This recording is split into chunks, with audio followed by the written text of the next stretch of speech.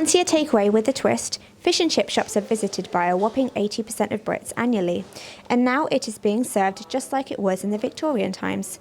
Thanks to York's new National Fish and Chip Museum, locals can learn about and enjoy the nation's favourite meal just like they did 150 years ago.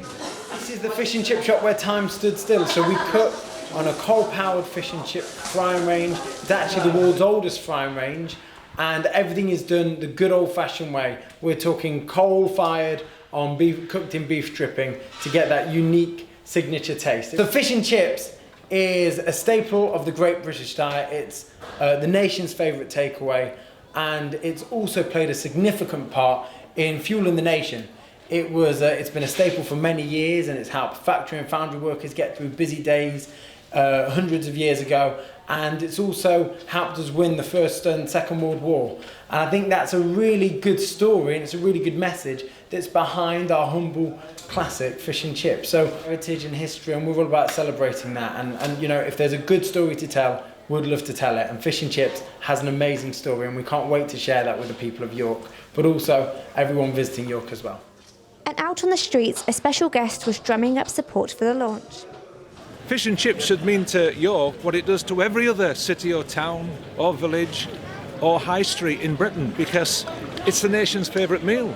I think it's an inspired idea to have a fish and chip museum, because you have to ask yourself the question, why isn't there been one before now? Hundreds of York locals queued to get a taste of the 1920s traditional experience.